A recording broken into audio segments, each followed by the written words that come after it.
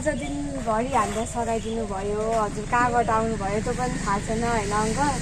हामीलाई आज बिहानदेखि दिउँसो त कोही पनि हुँदैन, त्यहाँदेखि हामीलाई बिहानदेखि बेलुकासम्म सघाइदिनु भएको छ। हजुरलाई धेरै धेरै धन्यवाद। हाम्रो यहाँ घर बनाउनमा यति धेरै मद्दत गरिदिनु भयो, आज दिनभरि खटिदिनु भएकोमा धेरै धेरै धन्यवाद अङ्कल तपाईँलाई। श्रमदान हो, अब श्रमदानमा अब सबैले इच्छा लागेको मान्छेले गर्नुपर्छ होइन।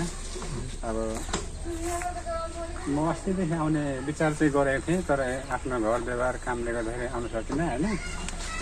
अनि आज खोज्दै तल पुगेँ, यो थाहा पनि थिएन यो यहाँ छ भनेर। अनि उता चौरहटतिर बाटो त्यहाँ सोधेँ होइन, थाहा छैन भन।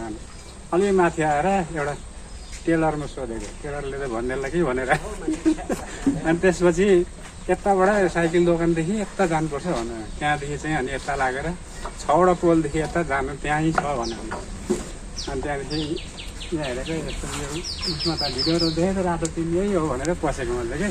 म चाहिँ बाह्र क्षेत्र नगरपालिका 5बाट, उहाँ सूर्य दाइकै गाउँ हो, एउटै गाउँ हो। तपाईँ कालाबन्दरबाट आउनुभयो है? कालाबन्दरबाट यहाँसम्म आएर सहयोग गरिदिनु भएकोमा धेरै धेरै म भोलि पनि आउँछु, छुट्टी भयो, मेरो फुर्सद भयो भने म जतिखेर पनि जहिले पनि आउँछु म। हुन्छ।